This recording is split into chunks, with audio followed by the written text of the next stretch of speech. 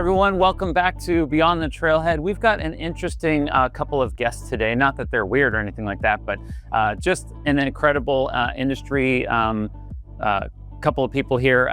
We have Sunny and Lindsay from Outdoor Retailers with us today. Thank you, ladies, for being able to be on. Stoked to be here, Craig.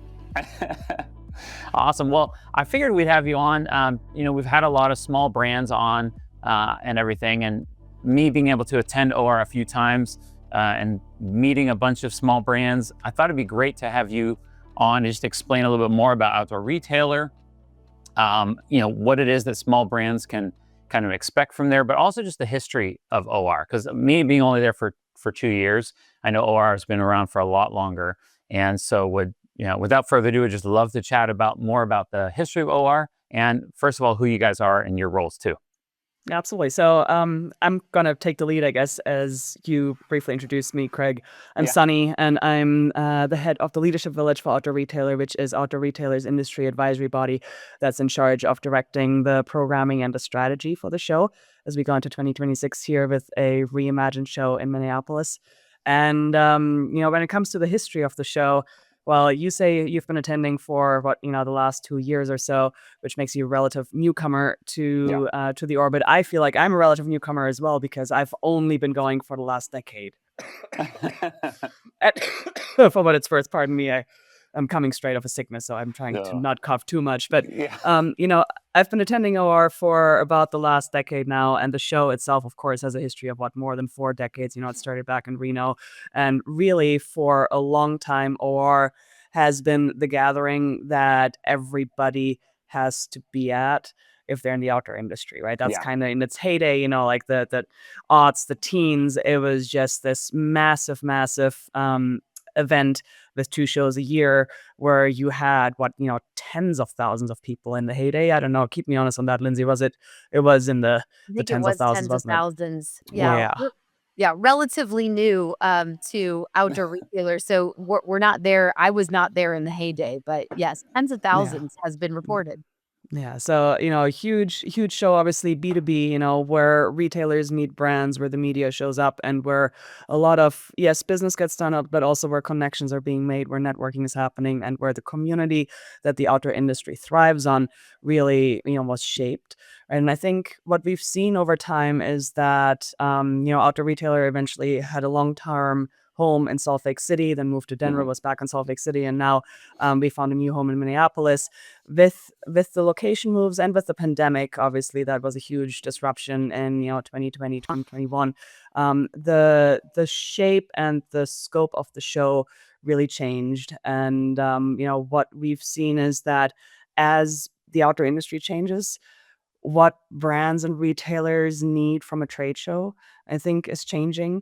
And that's what we're trying to build and deliver and figure out with the new show in Minneapolis in 2026. So it's been a really interesting and wild ride for me personally, being in the leadership role that I'm in and being able to work really closely with Lindsay and seeing, just the vision and the commitment behind building a show for the industry that is truly impactful and useful for everybody who's in the room. And that's been really, really exciting. Yeah. That's cool. And for people who are listening or watching, whether a small business or just someone who's listening, before we get too far in, what exactly is OR outside of a trade show? What are some things that OR does that kind of stand out? Yeah.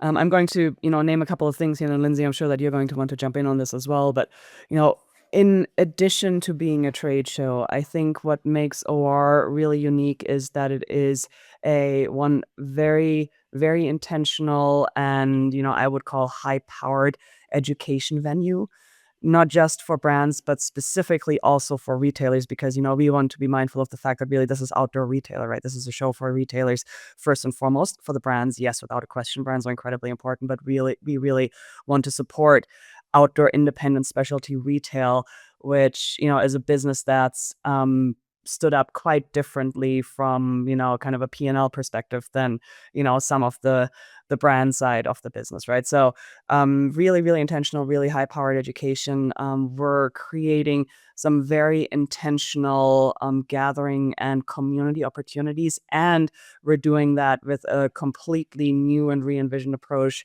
to and understanding of what it means to have media at the show. And that's something that I think Lindsay is going to want to touch on. Yeah. So thank you for having us, Craig.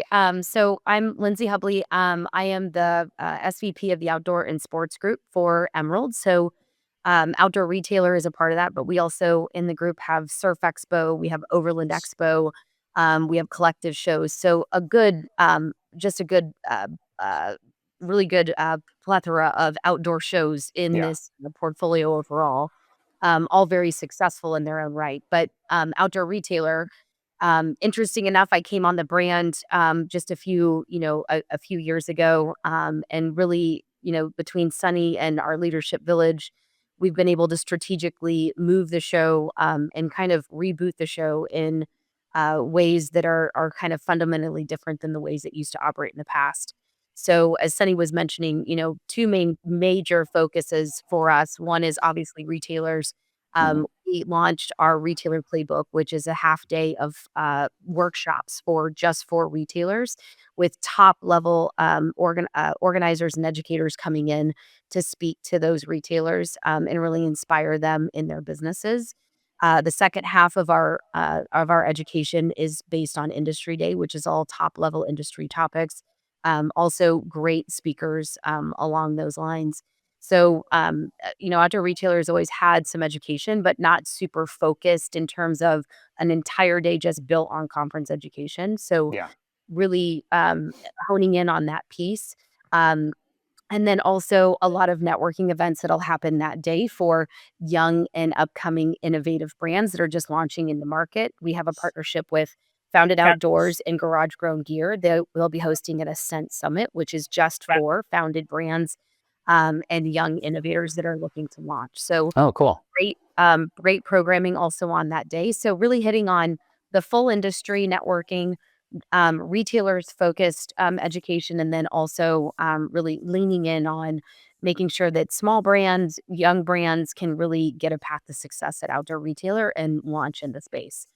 And then the last pillar of this is really to lean in on, media and our new Wild Reach initiative. So one of the things that we noticed and 10, 15 years ago, Outdoor Retailers' heydays, there were 250 retail outlets, or I apologize, media outlets that would attend the show, all representing different brands, editorial from all kinds of different scopes, from outdoor focused media to like endemic to each category.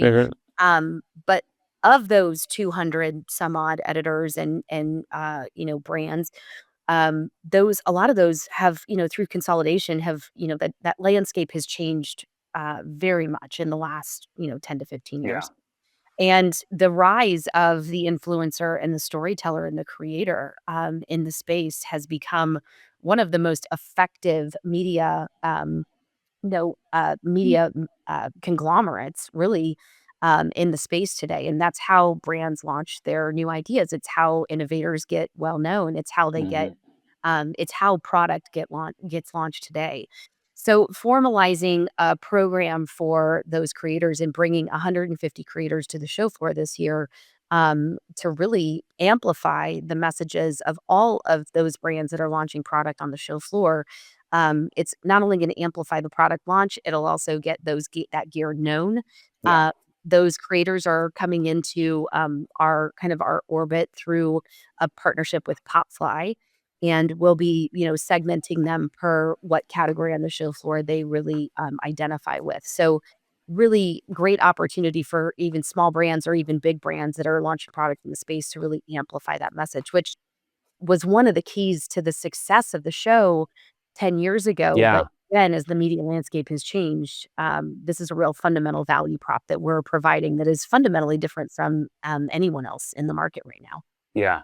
No, I think that's how I initially kind of came about wanting to have you all on, as I had heard about what you had been doing with Popfly and the creator initiative and everything. And my wife and I, we do like a completely different side hustle of social media that we've actually, similar to what you're saying, we've brought it into our marketing part that we do when we do photo and video for companies. As we've brought that social media aspect into it, that expertise of my wife knows how to do this certain thing.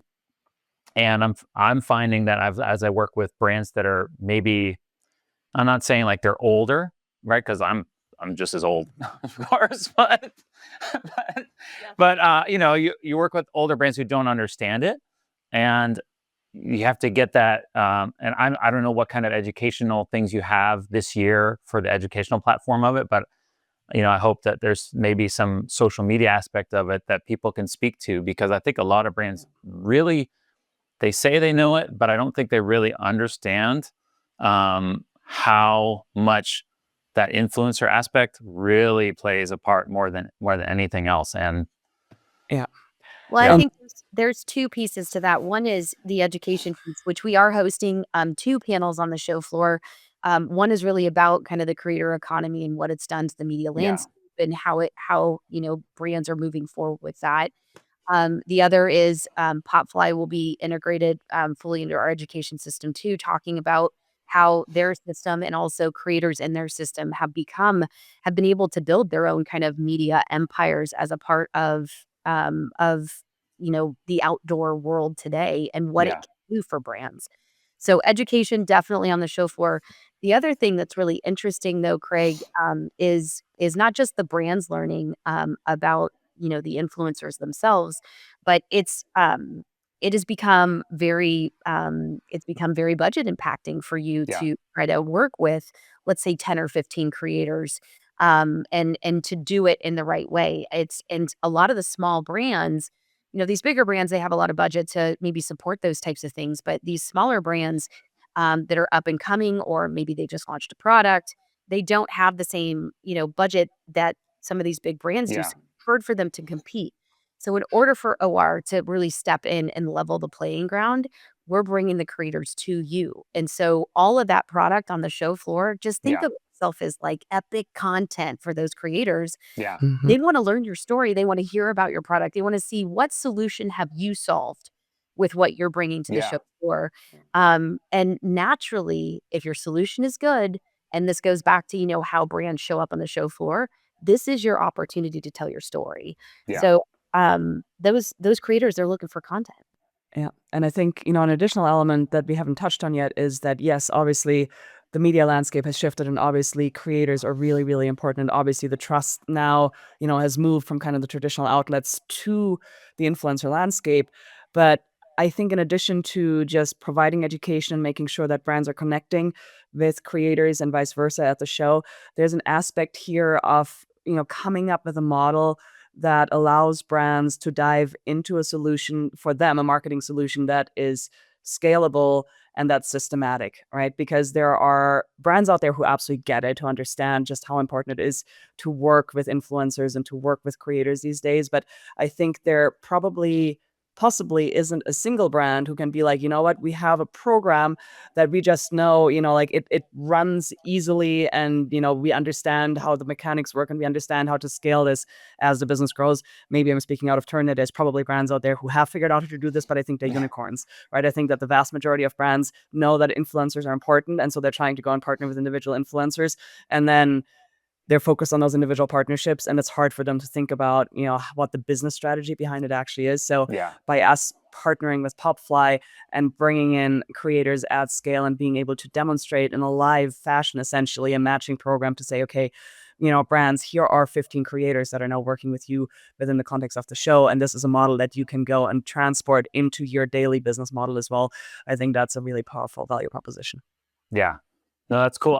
It's funny because even wanting to have this conversation, I didn't even think we were going to kind of go into this whole social media aspect of it. But the more my wife and I are getting all these people wanting to work with us, and you know, the trade shows that I've gone to, I feel like the old school way, and not the old school, but I know there's different aspects of a business, right? If you want to be in retail versus, you know, direct to consumer and all that stuff. But I would be on the show floor of these trade shows and everybody's just waiting for Costco to come around or Yeah. for REI to come around. And not that that's not good, but it's almost like that's all they're waiting there for. And if they don't get that conversation with those big brands or those big businesses, they feel like they failed, right? But you're bringing Right. in a new aspect of, hey, we're bringing the social media people, the influencers to you. Because I know when I've gone to shows,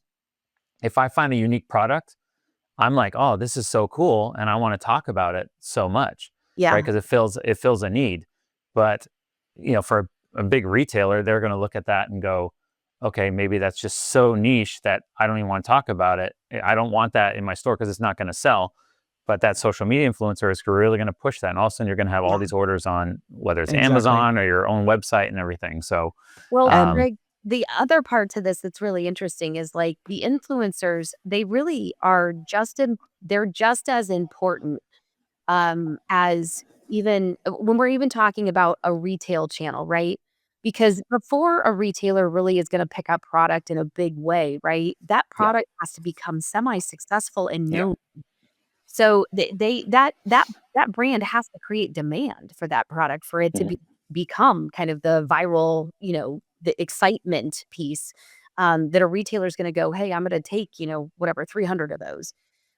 So this is not just about, making sure that these brands launch in the right way. This is about driving demand for these smaller brands, getting mhm, them well known and making sure that retailers are there to see how much excitement happens yeah, about the brands so that they can go, hey, maybe that actually went, I mean, from outdoor retailer that it went viral immediately. yeah. So maybe those retailers will start looking at the brands that are on the show floor in a different way if there's real consumer demand for it right off the bat.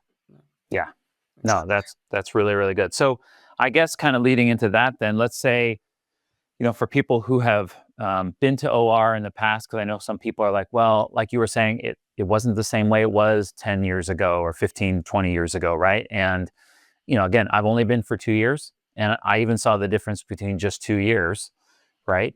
And I've heard from people that love it and hate it. It doesn't matter what trade show you go to, Yes. whether I've said this many times on this show. Like I've gone to bridal shows over and over and over again for my wedding photography business, and if I'm outgoing and I reach out to people as they're walking around the trade show floor and everything, it doesn't matter how low the attendance is or how crappy I think it is, I'm still going to have a good amount of sales or leads from that versus the people that just sit there, right? Or they Mhm. hire people to run their booth that are not the right people for that. So, in some respects, when I hear some people say that a show isn't successful for them, I try to look at that person as well and go, okay, I saw you on the show floor. I saw how you were really interacting or not interacting with people. So you can't necessarily blame that on the show and the attendance or what buyers were coming or not coming when your personality is the way that it is, right? So I guess leading to the current question of for people who have been to OR in the past and then stopped going to OR, what would you say to someone who to kind of say, hey, come back, you know, give us another chance or these are like you said there's some changes, but what are some other like kind of hey, come back, this is a totally different OR, that's why we moved and we're kind of revamping. I think that what folks are going to find this year is that the energy at OR is going to be markedly different from what it's been in at least the last couple of years. Yeah, With the move to Minneapolis, with Wild Reach creators on the floor, with a huge amount of really new, really innovative and energized brands that are exhibiting. And in addition, I think what is really different about the 2026 show is that we've put so much intentionality behind how we're setting people up to connect with one another. yeah, Right. So, what we've heard from lots and lots and lots of conversations over the last year plus is it's really two things. One, that there's an overarching desire from pretty much everybody in the industry to have a gathering that brings everybody together, right? That yeah, desire is there. That desire is strong. People want to be in the same room. They want to show up together. They want to build those connections. The other thing that we've heard over and over and over again is that if you're in the outdoor industry, if you're established and you're in, you know it. And if you're new and you're trying to break in, you know that too. And it's hard to actually meaningfully build those connections. And it's hard for new brands, for new folks, who are younger buyers, for new media, for new creators to actually go and, kind of find those connections and find the community that I think is what, the folks who attended 10, 20 years ago and who felt the buzz and who saw all of their friends, what they really cherished. Yeah. So we've put a tremendous amount of work and investment intentionality behind creating opportunities for folks to build those connections, right? That starts with us having our outdoor urban experiences on the morning of the 20th and the 21st in Minneapolis. We're going to be taking folks outside of the convention center, and we're starting the show off with 3 hours of just outdoor intentional activities that are programmed so that people can get outside together and just connect in a much more informal and very intentional way there. Yeah. Right. And then it goes into things like, for example, our gathering program, where we have created an element on the show floor where we're able to host small group gatherings that are essentially, I think of them in a way as, I think, Lindsay, you called them brain dates, right? Some Yeah. other folks have led before. It's essentially an opportunity for folks to show up in a small group of 10 to 20 people, of saying, okay, here's a topic that I'm interested in. There's one person who is volunteering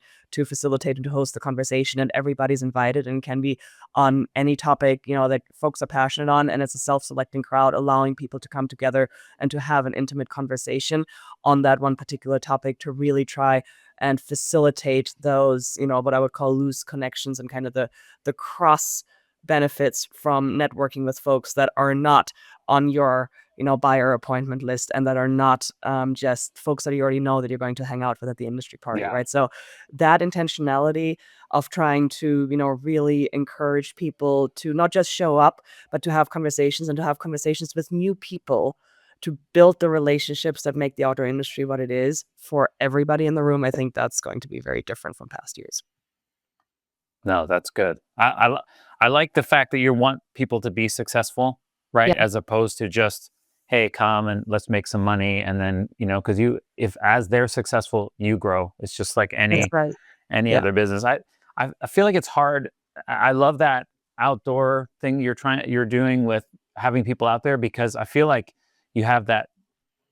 That's why you're doing it, is you have those, you can go outside and you can just talk to somebody normally, instead of just this whole, you feel like you're always trying to sell something or buy something from somebody. Right. Right. Right. I just went to a very small bushcrafting trade show. And it was great to just, all we did was we did orienteering, and we were just Oh, that's using one of the cool. products from one of the companies, Yeah. but they put us in teams. And next thing you know, I'm getting to know somebody that I never would have talked to Yeah. before. And as much as I'm an outgoing person, I'm also very introverted, right? So it's usually someone has to talk to me before I talk to them. Yeah. Once they say hi, I'm a blathermouth, So it's great to have those things of just being able to say hi, and then just, hey, I love your shoes, or, oh my gosh, I love it being outside, listen to the birds. And all of a sudden you're just having this long conversation. Next thing you're talking to somebody who maybe is your material supplier or something like that Yeah. later on. And Exactly. that's, to the point of the things that Sunny is really organizing, like the OR gatherings, for example. We're doing, we have a partnership with Basecamp Outdoor. They'll be doing a lot of leading of these. We also have a partnership with the Outdoor Diversity Alliance.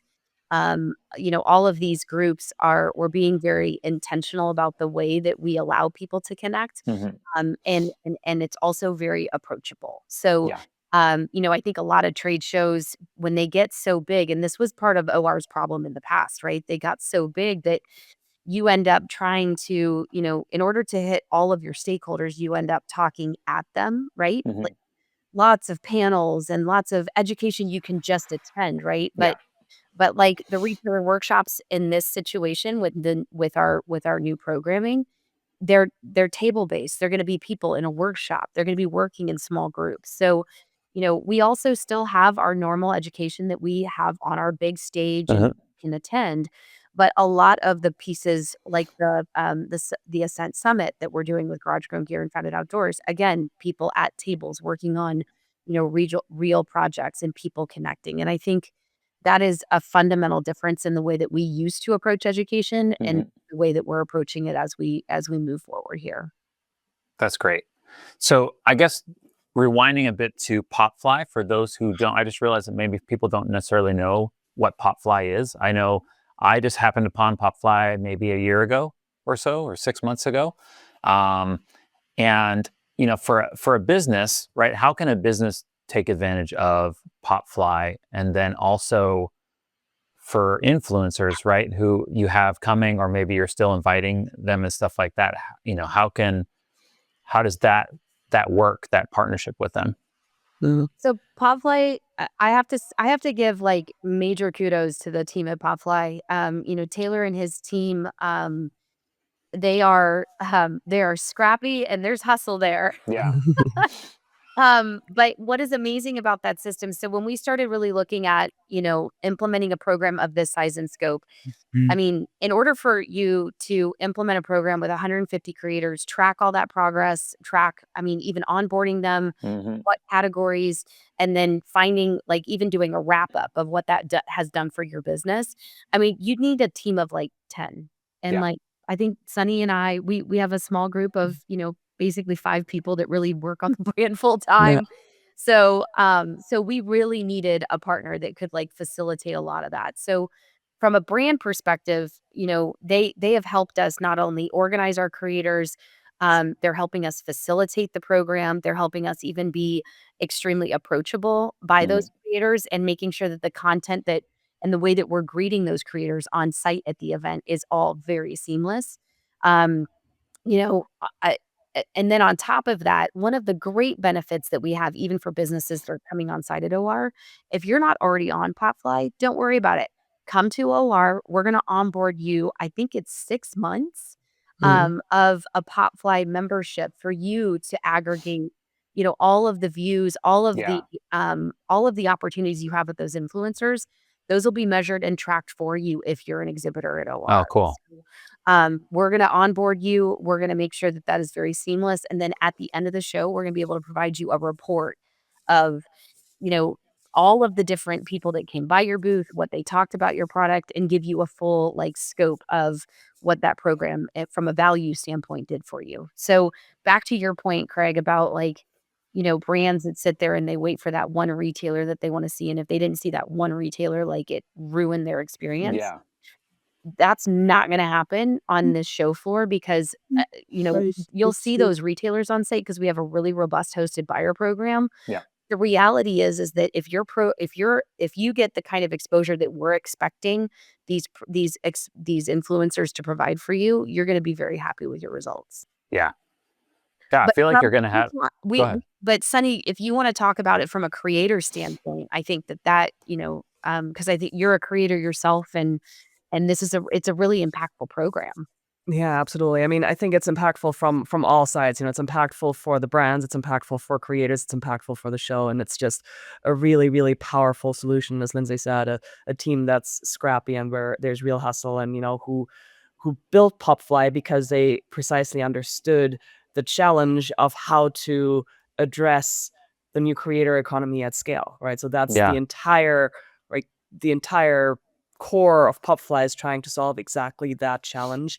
And I do want to add one thing from the business perspective. I think Lindsay touched on it, but essentially by exhibiting at the show, right, you as an exhibitor get to trial Popfly at no extra cost and see how it works and if it works, and if this is something that truly adds value to your business, which, Yeah. which clearly we absolutely believe. We're huge proponents of that. We're making a big investment in making this available because we think that it is so important, and that it has the possibility of shaping, in all honesty, the future of the industry from a media perspective, right? So Yeah. that's on the business side. Now on the creator side, yes, being a creator myself, and having done plenty of work in the creator space, I know, I think just as well as you do, Craig, creating the content and delivering things is one part, but then coordinating with brands and, one, finding brands to work with, two, Yeah. figuring out what those deliverables are supposed to look like, how to get them there, and then making sure that they actually, get used, and, what the impact is from them, and having some sort of tracking and attribution on the back end. All of that is a massive, massive headache. Hmm. And the more work you do as a creator, the harder it becomes to go and manage the portfolio if you don't have a platform where you can go and you can scale that and do it in some sort of systematized fashion. So, for me, I will say that I'm mostly beyond my individual creator days at this point. There's not a lot of work that I do on that side anymore, but I am registered with Popfly, and I see, all of the brand drops that are happening and all of the opportunities that are coming out every single day, including opportunities with OR and with the show, Yeah. right? And I will say that when I was in my heyday as a creator, and I was doing a lot of that business, I would have loved to be able to leverage a solution like Yeah. that, because, oh my God, I'm seeing some of these opportunities. I'm like, I want to apply. And I'm like, oh no, wait, I won't, because my dance card is already full. But yeah, it's just an amazing tool. And I think it makes a huge difference for businesses and creators alike. Yeah. I mean, when I signed up for Popfly myself, like as a creator, I was like, oh, this is so much easier. And it kept the flow between the brand and the creator so Yeah. much better than the other platforms that I had been using.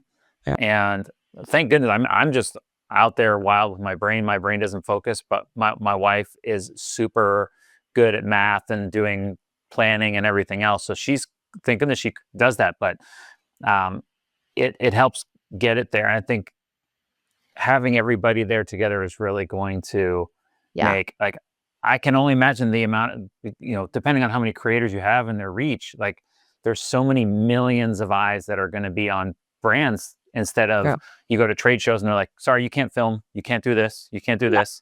Yeah. And now you have the ability to have creators out there that can do that. So Exactly. Yes. Yeah. You really amplify your message and tell your story overall. I Yeah. do. I mean, I think I've said this to, I don't know how many people I've said this to, but I do believe that this is a true evolution of the trade show for at Yeah. least, Yeah. in our segment. I know there's probably a lot of other trade shows that have developed, influencer programs, but at the scale and scope that we are doing it. Yeah. And I'm so excited to show the industry the results of this, because Yeah. I believe that it can be extremely impactful, and nobody's going to be able to do it at the scale we're doing it unless you have someone like a Popfly, or you have a team of 20 that's Yeah. going to do all Yeah. the work. Yeah. So, we're very fortunate to have found them, and they've been extremely, the work that they've done on the back end to make this seamless for us has been pretty incredible. Yeah. Go ahead. I was going to say, if I Good. may add one more thing, if you think about it from a on the floor perspective, right? Craig, you were talking about how when you find something at the trade show and you think it's the coolest thing, you want to talk about it, and you want to go and tell all Yeah. these stories and do all these things. But also just think of, maybe this hasn't happened to you, but I know it's happened to me plenty, where I've seen something really cool at the trade show and I'm like, oh my God, this is amazing, I want to go and talk about this. And then I'm like, okay, how can I go and connect with a person, ideally a marketing director or somebody else in the marketing department, to actually showcase what I'm doing here and turn this into a relationship. Yeah. And just the friction that happens there, right? Because Yeah. how are the marketing folks from a brand supposed to know in the moment on a show floor who they actually should be giving time to and who they shouldn't be giving time Yeah. to, right? That friction with the brand knowing that they need the influencers and the influencers wanting to do the work, but them not knowing how to connect because the vetting is impossible to do in the moment, right? Popfly eliminates all of that. So there's so many reasons why we're stoked on it. This is just one tactical element that I wanted to make sure we highlight. Yeah. No, that's good. I like that aspect of it being vetted. It's not just Yes. random people on the show floor. No. It's people that have been vetted, and because I think I was in Vegas at a trade show, and they wouldn't give me the time of day until someone randomly said hi to me, and then they're like, "Oh, hey, Craig, like, I love the stuff that you did for us." It was one of those like great moments where they walked by and I'd worked for them, And they realized who you were. yeah. And then it's like, Exactly. oh, great. And then that person goes, oh, this person is a legit person, not just some random person that's maybe trying to find out my IP and stuff like that, Yeah. Exactly. So that's great. Exactly. No, I love it. So, And if you come in with Popfly, you're going to have the badge, and people are going to know, okay, you're a Wild Reach creator. And yes, you're vetted. And, yes, this is a conversation that should be happening. Yeah. It's funny that you said you're also working with Garage Grown Gear, because I'm right after we record this, I have Lloyd on from Garage Grown Gear, actually. Nice. Oh, tell him we said hi. Yeah, I will. So what exactly, for for people who are looking at Sure. that part, is it from my understanding, at least reading online, and then you guys can correct me if I'm wrong, but is there also like a small business kind of garage grown village that's going to be there of brands, or how is that working? So we have a couple of different levels. So the Garage Grown Gear and Founded Outdoors piece, we're calling it the campsite. They're aggregated on the show floor. They are smack dab in the middle of the floor. Oh, cool. They are like our innovation zone. So we've worked with about somewhere around 35 plus brands to come into that zone. We have provided them the space that they get, it's kind of a 3x3, which is really designed to have like a hero type product. Yeah. We've provided them some really nice displays to make sure that the products are all displayed in a nice way. But it really is designed to provide like a path to success. So think about like a new product zone at a Hmm. trade show. That's really what this is going to look like. And then Lloyd and Katie and their teams are going to put together some content for the stage we'll put in this zone. It'll be a few influencers that are doing live podcast, live YouTube for, interviewing all of those innovators and all Yeah. those members that are in that zone. So live content during the actual show itself with like Q&As from the founders. So we invite you, Craig, because I know that's your jam. You like that. You need to come to Awesome. the show too and hang out Yes. with us. And then we also have a program called Ascent, and that's if you want your own 5x10 or 10 by Hmm. 10, you can upgrade into that area. We'll make sure that obviously there's like a creator tour of that area. Also, we'll also have there's also an opportunity for all of these brands, whether they're in the Founded Outdoors and Garage Grown Gear campsite, or they're in the Ascent program too. They can actually recommend retailers for our hosted buyer program. Yeah. We will host those retailers, flights and hotels to come to the show and come see all these new products. But Craig, between what we're doing with Garage Grown Gear and Founded Outdoors, our Ascent programs, we're going to have probably at least over 75 to 100 brand new brands on the show floor Wow. that are going to be released and releasing new product or coming Yeah. to market for the first time. Yeah. So we're really excited about this because every single one of those brands, they're going to see retailers and they're going to get major reach with the wild reach. And Yeah.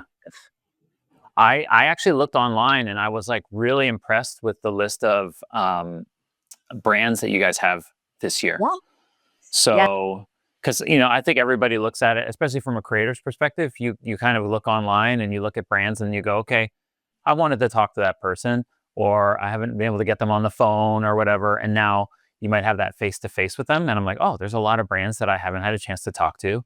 yes, Love to talk to them, or I love their product, or I want to hear for me anyways on the podcast, I want to hear their story, how they grew from, in their garage to now either a large brand, or they're still just kind of keeping it mom and pop kind of yes. thing. So I love the Well, fact that when I heard that you guys are doing that kind of campsite in the Ascent portion of it. yes, and then we're also highlighting all of those brands are also getting segments on our Founded Friday series, which is it's launched on our LinkedIn platform, and it's all about founders and what product they brought to market, what solution they found in the Yeah. outdoors, and then why they really built their product. I think the other part of this that is going to be really impactful is retailers to make sure that they have, fresh things in their stores and they are creating real demand for their Yeah. customers coming in. They need some of this like innovative stuff, right? So outdoor retailer is going to be a really great place for them to come and search for things that, I mean, let's face it, they probably haven't had any exposure to yet. Yeah. And things that they really can outfit some of, to hit their kind of new and innovative bucket to drive consumers into their stores. Nice. Nice. I guess kind of shifting gears a little bit then from the whole social thing and smaller businesses and everything. Maybe going back to the brands who are thinking about coming, or they are coming, and how you guys can, how we can give them some tips and stuff like that on how to be successful, whether it's at your trade show or another one. Yeah. What are some biggest missed opportunities for brands that have or are going to attend? Like, what are some missed opportunities that you find people have? I think without wanting to go too far back into Wild Reach, the number one thing that I would encourage every brand who's attending OR this year to make sure they do is to take advantage of Wild Reach and go through the Popfly onboarding, right? Wild Reach is an automatic benefit for everybody who's exhibiting.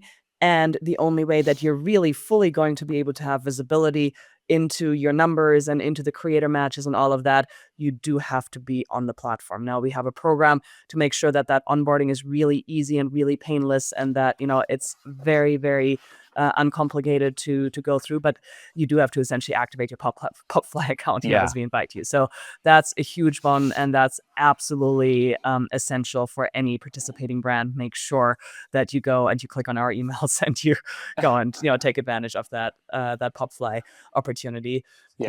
Beyond that, I think the number one opportunity that I see above and beyond Wild Reach is to take advantage again of the group and small group interactions and community building opportunities that we're creating that aren't just the hard business, right?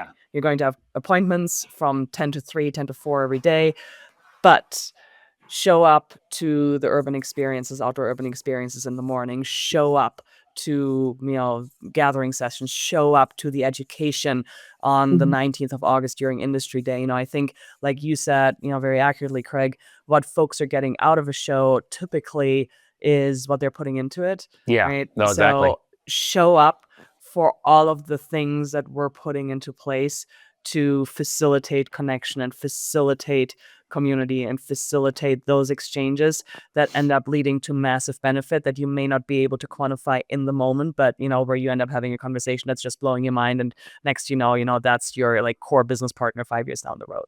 Right? So those are the two things that I would say, and I would assume Lindsay has more to add to that. Well, just a few things. Two things. One is so every single exhibitor that comes on site will get access to our app.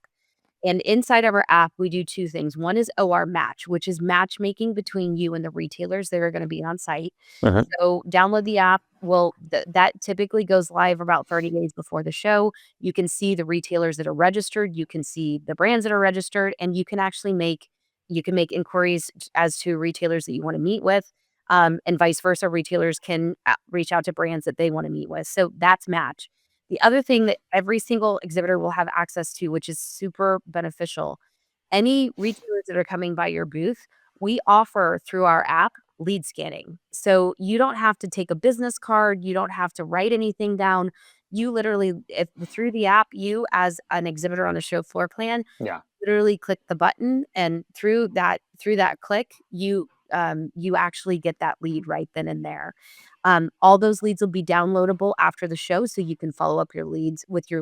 If you want to follow up with them immediately, you can. You can wait, a day. You can wait until after the show finishes, but they are immediately available to you. And that is technology that we've invested in, that we're providing to every single person, because we want to make sure that you have a good show. Yeah. It's funny you say like follow up with your leads. So when I first started my company years and years ago, and I got my first inquiries, I didn't want to seem desperate, so I didn't call them right away. I was like, I don't want to be like desperate. So I literally waited 3 to 4 weeks to call them up. And then they're like, well, we already booked somebody for our wedding because you didn't call us back. And I'm like, you got to follow up with your leads. I look back 20 years ago, I'm so dumb, but I thought that was a good business decision, right? And when I go to big trade shows, I just assume everybody has run a business for a long time. But when I talk to people, I realize a lot of these people, they don't know how to run a business still.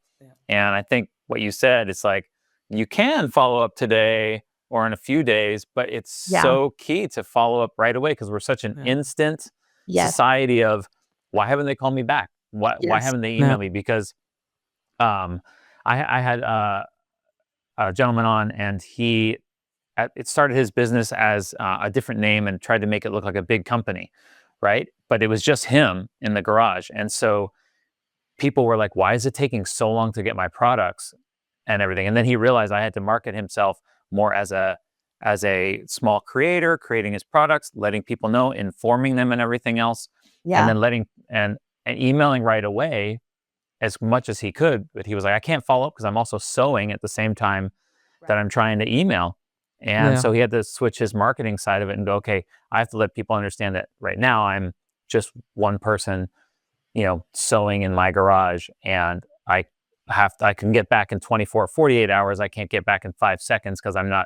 I don't have AI taking over my Right. customer service. So Well, and Craig, OR wants to make it super easy to follow up on your leads. So yeah, again, through this app, you literally you can even automate if you want to follow yeah, up with those leads. You don't have to manually do this, right? that's So great. again, it's a big resource, and you'd be surprised at how many people don't use it. But that I would say, if there was recommendations, that is definitely one. Yeah. And I would say related to that, since we are going to have so many new and emerging brands on the show floor this year, we're working with all of those brands, and or Founded Outdoors and Garage Con Gear, I know, is working with all of those brands and exhibitors to make sure that everybody's clear on, there's going to be retailers that will have some open to buy like for the holiday season, Yeah, right? For what product is actually available, ready to ship, right? And then kind of what are conversations for future seasons and future years, and to make sure that everybody who's on the show floor is market ready and show ready in such a way that the conversations are really clear and there's no yield loss in terms of, oh wait, you're telling me that, if you got what you got right now and I can't actually place an order for, yeah, yeah. Yeah. So that's yeah. important as well. Yeah. That's a great point to make. Is that a lot of small business owners, they may not necessarily understand the way that the industry works in terms of like, having to get it made and shipping and all this stuff. Right. And I've talked to a few people that were like, because we've always asked the question for a lot of people, what's an oh crap moment in your business? Yeah. And a lot of times that oh crap moment is I didn't realize I had to order it 10 months ahead of time Right. in order to get it. So I promised an order to somebody that I didn't realize that it's going to take X amount of time to get there. And then I just totally screwed over that relationship and everything. So I think for most people, as I've been to these industry things and what I did in the past, is that um, taking advantage, like you said earlier, I think Sonny, I think you said, or Lindsay, Yeah. that taking advantage of every aspect of it. It's like when I go to trade shows, I don't sleep because I go, I'm here to make money. I'm here to find clients. I'm here to build relationships. And I don't want to build fake relationships, but I also want to go and until the show's done, I've closed. I mean, I'm there on the show floor the whole time. As soon as there's an industry thing, if I'm allowed to attend it, based on what pass I have, I'm going to that. Mm. I'm finding out if someone wants to go out to dinner, so I can just take them out to dinner to get to know them and stuff. But I think a lot of people, especially maybe veterans or people who have been in the industry for a long time, they're just really tired, and they're like, okay, I just need to go back to my hotel and rest because I have a long day. Yes. So, Can Well, I and, ask? Craig, I would say, when we talk to, old exhibitors, we talk to industry folks, we talk to yeah, associations. Like a lot of them will tell you, like the industry, they want to gather, right? yeah, They want to come together. They want to make sure that there's a community focused here. And OR is it used to be the place that all happened. And again, you know, we're not just trying to build a gathering. We're not just trying to build a community here. All those things are going to be a part of what OR is in Minneapolis. But going back to the intentionality of where we've even put our investments, right? hmm Brands, as much as they love community and gathering, they won't just pay for that, right? They need yeah, they need retailers, they need us to invest in things like hosted buyer to make sure yeah, retailers are on site. They need us to invest in things like media to make sure that their products are launched correctly. So we want to do the right investments for the brands, but what will come out of all of the things that we are doing is building that community and that gathering, but the details of how we're doing it yeah, are extremely important to yeah, rebuilding the fabric of what OR will do from a value proposition standpoint yeah, to exhibitors and for its stakeholders and for its attendees. yeah. Sonny, you were going to ask something? I was actually going to ask you a question, Craig. Yeah. As you're describing, how you're approaching trade shows now, and you were describing earlier how you're an introvert, right? And it typically takes somebody to talk to you to kind of for you to open the floodgates. I can relate so very much to that because introvert and can talk your ear off when and if I feel like there's permission and there's an Yeah. open door. And I've both been at events where I'm kind of walking the halls and I'm like trying to find the connection and I'm not feeling it, and I end up doing the bare minimum and then I go hide in my hotel room, right? And Yeah. that's exactly what we don't want and OR to be, and but it's not going Yeah. to be.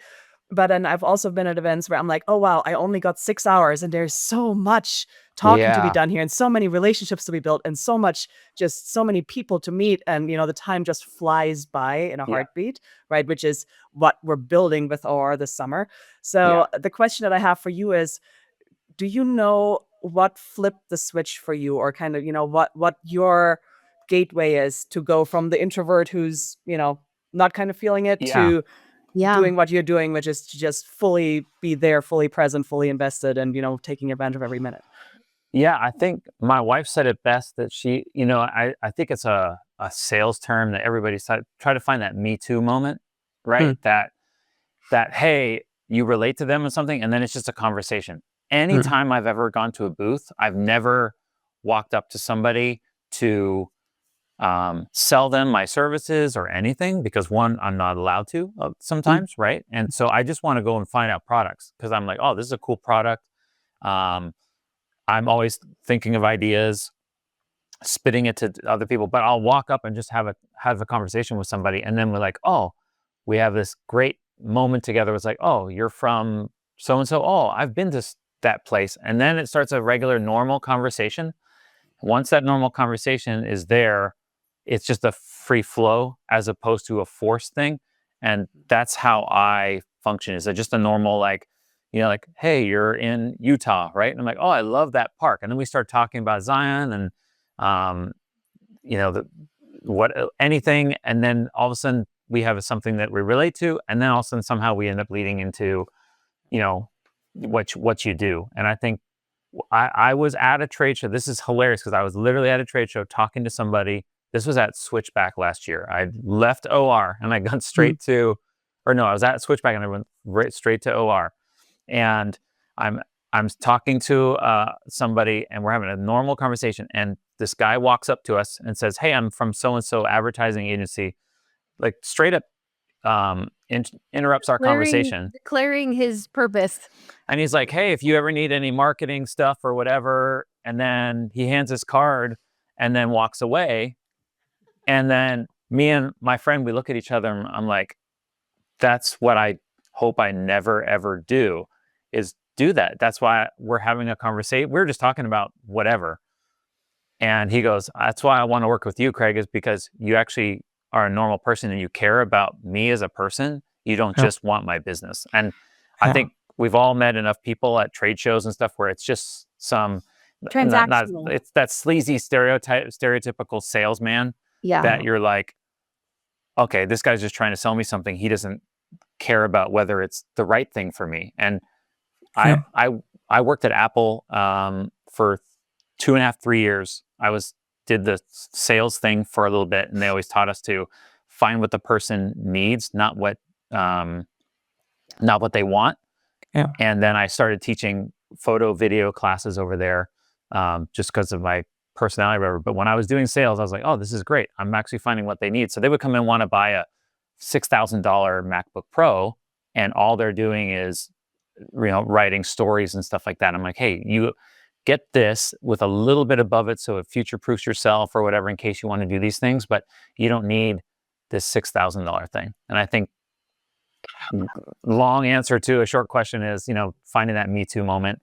And then once you find that, you relate real well together, and then you realize it's just a normal, you're a person and not just a sales. Yeah. So I think, humanity. Craig, that's basically how that's part of our reboot strategy. Is it's been talking to brands about what they need. yeah. And that's funny. It goes back to what I just mentioned about this gathering thing. Brands will tell you what they want is this community gathering. Yeah.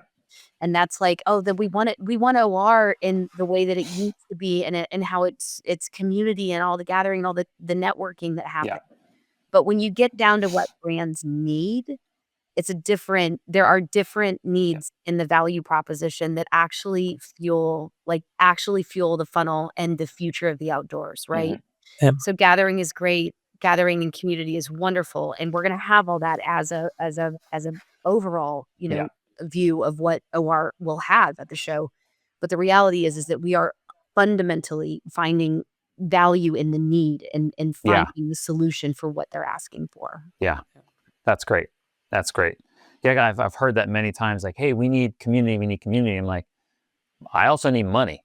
So like, I love community, and I want to meet and hang out with people and build relationships, but I want those to be quality relationships. And I think you're helping build those quality relationships. And literally, I think we were talking about having you guys being on before I had heard about Popfly.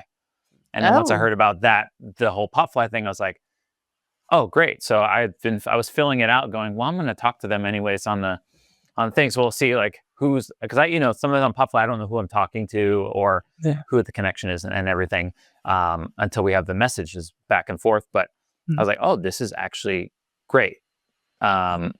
So yeah, it's like having a free marketing department, I think. For there you go. Not a free, well, it's not free, but Popfly, it's okay. Yeah. Well, yeah. that's definitely not free, but yes, that makes sense. Yes, but it's affordable marketing department, so to speak. So, well, awesome. I don't have any other questions for you guys other than maybe kind of one last question about just the criticism from the industry beforehand. That it's not deep, but just like, what do you think? You think the criticism was fair about the way OR was going, and that's why you guys are trying to, switch it up a little bit? Or do you think it was, I guess I don't know where that's my question, I guess. What I would say, again, having been to the show for the last decade, roughly, right? OR changed pretty materially, particularly in the period from 2018 to 2024-ish. Yeah. And I think the way the show had changed, it wasn't serving the industry the way that it did previously. Back in the aughts, the teens, OR was a really central hub for the community, for the industry. There was a lot of business that was getting done and was working really well for the majority of people in the room, right? And then we started seeing, the emergence of super booths, and then we started seeing geographic moves, and, we started kind of the brand attendance shift. And we just, we saw clearly, and we got the message that the format that the show had up until this past year wasn't going in the direction that the industry, really needed, from my perspective anyway. And so, yes, I think, some of the criticism is fair. And I think we're really excited for what's coming up in Minneapolis and how we're building 2026, because Lindsay alluded to this earlier. We're not trying to go and rebuild the OR of 2015 or 2016, even though it was a ton of fun attending it. I will vouch for that. That's not what we're trying to recreate. We're trying to build a new show that is genuinely impactful and genuinely useful for everybody in the room. And we want the folks in the room to be reflective of what the outdoor industry looks like, which is different today and different 5 years and 10 years from now than it was 10 years in the past, right? So yes, there's a reason for why we're rebooting the show in Minneapolis. There's a reason for why we're making all of these changes, for why we're making all of these investments. And I'm really excited to be able to be a part of it. That's cool. Kind of a question that just popped into my head.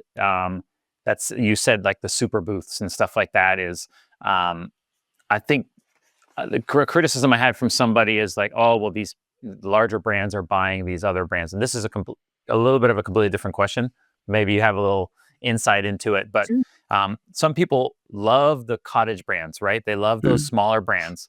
And they'll literally step away from purchasing larger brands just because, those brands have sold out or whatever. But I think for smaller brands, seeing bigger brands at the show as well is a great partnership to see where they can grow. But then Yeah. also some people are like, hey, I have a great product. I'm okay with a brand seeing my product and saying, hey, I want to buy your company out. And that's another success as well, not just even getting into retailers and everything. So Yeah.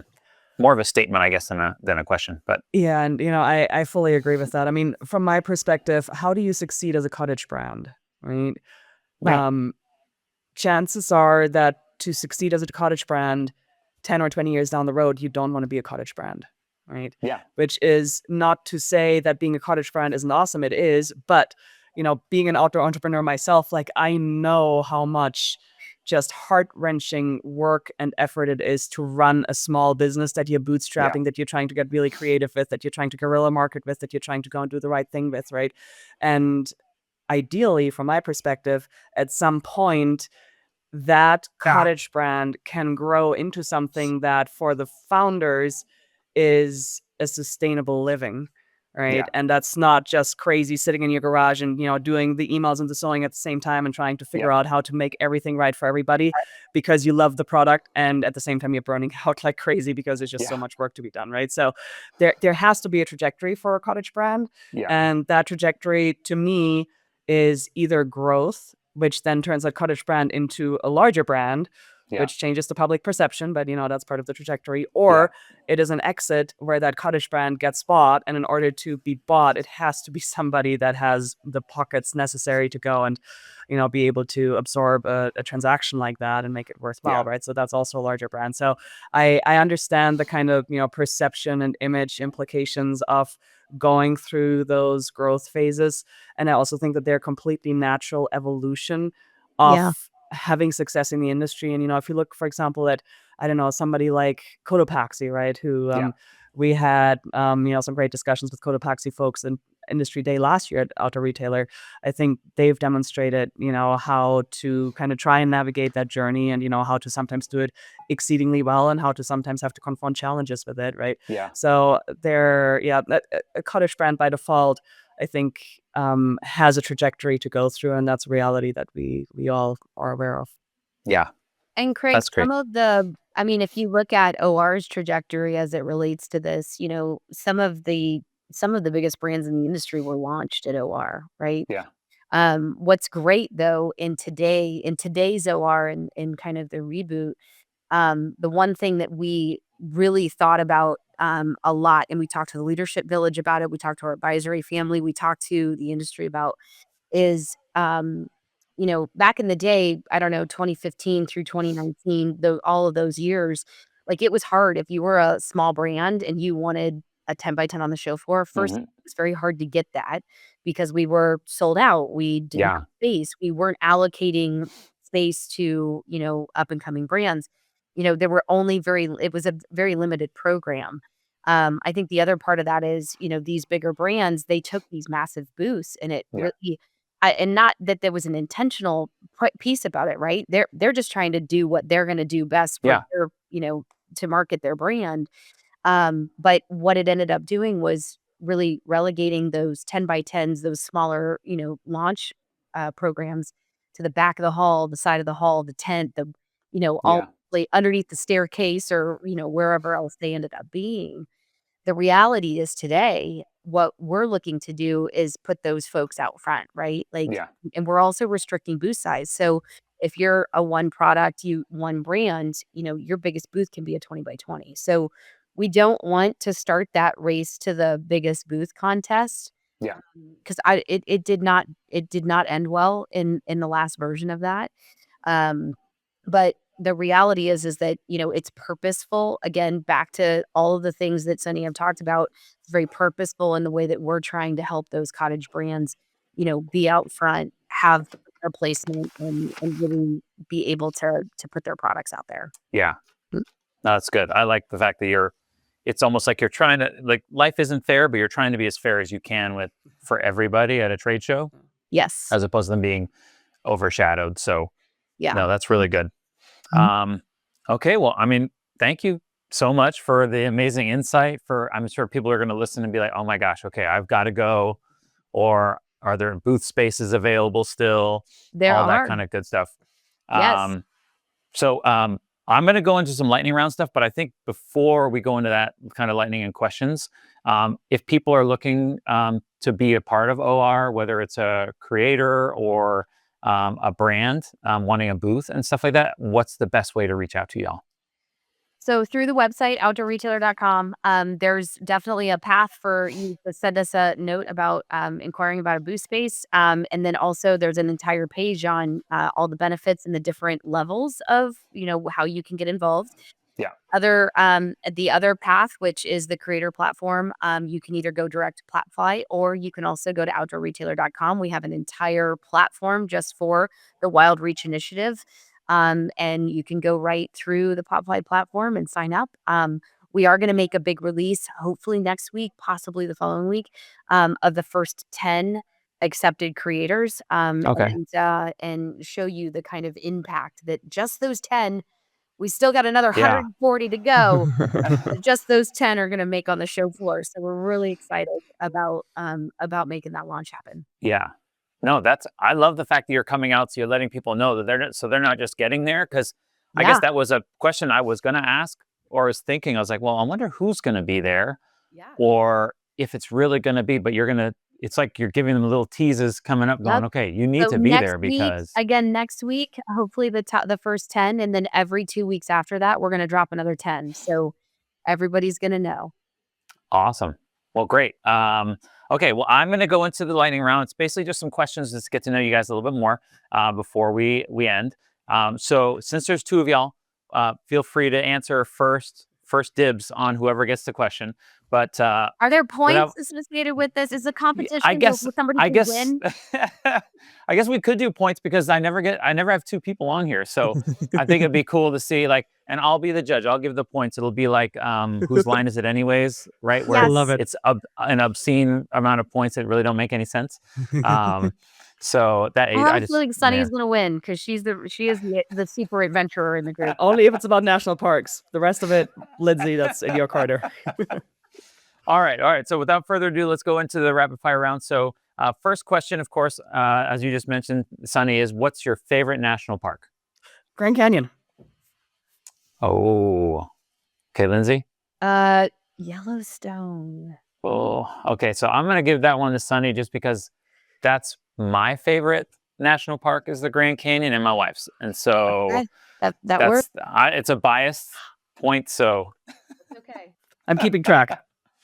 but I've never been to Yellowstone, so maybe I'll change my mind if I go to Yellowstone. All right, A lot next of variety question. in Yellowstone. Really? Okay. Well, we'll see.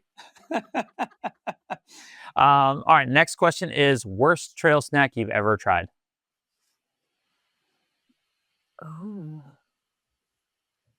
Or we can go first and say Can best. we say like the old school Cliff Bar that actually has been in your pack for 4 years and it's stale and like didn't realize it was there until you opened it? Yes. That's good. Old food. I don't know if this is worst or maybe it's best, but picking up somebody else's M&Ms from the trail in the snow. So it was cold. There was it was clean, but yes, that was pretty good. Okay. Lindsay gets that one then because that's more of like a really good trail snack that you're just hoping is not actually like Definitely. rabbit poop or something like that Yeah. instead of. It was 'Cause it yellow, gives- it's- so it should have been an M&M. I think it was an M&M. All right. So what's your favorite trail snack? I mean, what's your go-to trail snack? Oh. And I like I don't know, maybe this is a brand shout out, but I like the grass-fed jerky sticks. Those are pretty good. okay. Yeah. Oh, I know. So I do a lot of stuff unsupported these days, which means that most of my trail snacks are nuts just because of caloric density, but that doesn't mean that they're my favorite. You know those really wretched, like forever lasting gas station pastries? I think they're called Bon Appetit or something like that. Yeah, yeah, Bear yeah, claws. yeah. They Yes. last forever and they're like 600 calories a pop. So I'm going to say bear claws. Nice. There you go. Yeah. Oh my gosh. Okay. I love pastries more than anything else. So There I'd you go that go. route. Man, I took go the healthy route. Wow. Well, Bear I always say on this show that like I went vegan for about 1.5 years. And so I was like straight up like awesome, like healthy snacks. And then the last 6 to 9 months now, I'm just eat whatever. And so the number one that everybody says usually is those Nerds gummy clusters because they're just Yeah, so much sugar and calories in them. but no, they have Just no can't handle calories. that. Actually, they have no calories for the weight. So I Oh, do a lot of long trail, unsupported Yeah. carrying everything from the start. And when you look at the carbs, Yeah. you don't get the same caloric density, Really? which is one of the issues with the bear claws as well. They actually don't have enough calories for the weight. Yeah. But anyway, I digress. Interesting. Oh, I got to get some info then from you on like the best because I'm doing like an 8-day thing with my friend, and Nice. we're gonna have to carry everything for those 8 days. And I'm like, okay, Oh, I've got Sweet. to figure out better foods because I don't want to carry Yep. so much weight as last time. Okay, this one's a good one. Tent, hammock, or cowboy camping? Cowboy. Really, mm. Lindsay? Hammock. Really? Okay. Hammock. Yeah. I'm too scared to cowboy camp, and I've never hammock camped yet. So that's Yeah. cool. I'm so scared of something, especially you being in Utah. I'd be scared of like a scorpion on my chest or something like that in the middle of the night. Yeah. I've probably spent about, I don't know, 200 to 300 nights out at this point, and I've never Wow. had an issue. I will say I do now sometimes carry a little Helinox cot in my backpack, which is pathetic in some ways, but it's kind of awesome. It's nice to be a little bit off the ground, but no, I still Yeah. prefer sleeping on the ground, and I Yeah. only take a tent if the weather is bad. That's cool. Okay, early bird or night owl? Oh, early bird. I'm early bird. Yeah. Yes, Hands down. both. Okay. All right. One app you can't live without for work, and you can't say the OR app because that's obviously like a gimme. So An app yeah. that that I can't live without for work. I have one. Go for it. Claude. Oh. Oh, yeah. Oh. Yes, that or Jasper. Jasper. Jasper. It's funny. Everybody has a different one that they use for Yeah. like for Claude's AI pretty stuff. amazing, but like for writing and writing proposals and I mean all of the stuff that we do from a content standpoint, Jasper's incredible. Yeah. Yeah. It's amazing when you can tell when someone's used a certain one because I'll be like, oh, that was on chat. That one's on Claude. That one's. Yeah. And I'm like, oh, didn't realize the difference. I'll drive in my Tesla and I'll just put it on Grok and I'll just like have a conversation for like 30 minutes and I'll put it on therapy and just jokingly say the dumbest things like, oh, I hate my life. And then like, oh, well, don't do anything drastic. And so that's funny. This is a great one. And this might kind of go with your favorite, but mountain, forest, desert, or coast?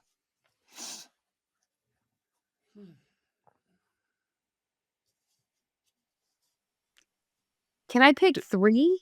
I was going to say, do we have to choose? I'm with Lindsay. Yeah, you got to pick one because we got to know like if you had to go for one. If I had to could go put with snow one, in there. I'm a mountain person. Mountain. I mean, I live in the desert, but I work in the mountains, but I love the coast. I just, Yeah. I don't know. How about city? If I just have to choose one? No, I'm kidding. I choose none. Yeah, I choose none. No, I can't decide. It's like asking which of your children you're That's willing true. to let go. That's So, true.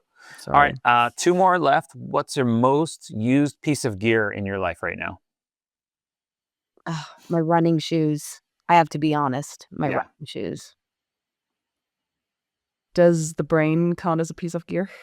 Ah. Ah, Mm-hmm. no, that's good. That's good. Yeah. I like people who think outside the box instead of the That's typical right. answer. So No. I always try to find a loophole when people ask me a question. I'm like, let me give them an answer they haven't thought of. Yeah. So There you go. My brain. all right, and then the last question is, what's one outdoor skill you still kind of suck at? Okay, now this time I would like to have a list. It's hard to just Go for pick it. one again, but Go for it. let me maybe start with biking, fishing, and hunting. Those are 3 things that Okay. I'm terrible at. Okay, like, can you ride a bike though, or are you just talking about like? Yes, but it's not pretty. Yeah. Truth. It's not Fishing is pretty. the worst. I don't know about anybody. I don't know how anybody can catch a fish. Yeah. I grew up in Canada, ice fishing and stuff like that, but I can't catch a fish at all when I go in rivers and stuff like that. So I think fishing. Yeah. Fishing Fishing? would be yeah. for me. Okay. All right. So I'm looking at the total score. There's nothing Uh-oh. actually on the paper in front of me, but I'm going to pretend. The winner is He's Finn. picking And favorites right now. You hear that? The winner is Sunny by a million points. Oh. So it all came down to Grand Canyon. That was it. Definitely. But Craig, she is a real adventurer. I don't know. You probably don't know this about her, but she just finished the Iditarod Trail. She literally did it across Alaska. What? She did the A month Iditarod. and a half ago. Yeah, not with dogs. Not I with like doing dogs. the human-powered version, and it was only the short version this year, so Yeah. not the whole But trail. tell them how long the short version was, Yeah. Sunny. It's 350 miles officially, so See? Without dogs. without Without dogs. the Yes, dogs. on foot. Oh my gosh. She's a powerhouse. That is insane. Which is why now my immune system is entirely Yeah. out of order, and I'm getting all sorts of illnesses. So yes, It's wild how when you push your body so much, your body just retaliates back when you're all done, right? And you're Yes. like exactly. so susceptible to getting sick Yes. and everything. I mean, I don't know how you do it, how you find time to do it, and it's funny you said Iditarod because literally before we flew out to Italy for our vacation, I'm behind a guy and I'm like, that license plate looks like it said idiot on it, and I looked and I was like, oh, it says Iditarod. Oh, cool. And it's in Atlanta. So I was like, wow. it's a Yep. Georgia plate, but it said Iditarod. And I wanted to drive after him and ask him, like, have you done the Iditarod, or is that just a hope in a dream, you know? Very cool. Very That's cool. crazy. What have you done? Other I'm gonna Google it afterwards and be like, oh, Sunny's like done everything unsupported and all these FKTs and stuff, probably, right? From what you're talking about, I'm like, okay, She's the real deal. I've done a couple of things. yeah, so modest. Not what I'm here to talk about. Well, He gets that's to cool. be our resident adventurer on staff. Yeah. Mm. You always need somebody that's like, where are they? Are trying to get a hold of them and like, well, I can't. I'm on the Iditarod Sorry. right Yeah. now, so Kind of busy. Yeah, I think I had a link to my Garmin GPS messenger in my out of office reply for a little while, so I figured that was about as professional as I could be during that period. yeah, Yeah. that's great. I should put that in my signature. My satellite navigation. Like, oh, Yeah. he's intense. Exactly. 100%. I'll never recommend. actually be gone, but I'll just put it in there so people think that I'm out there all the time.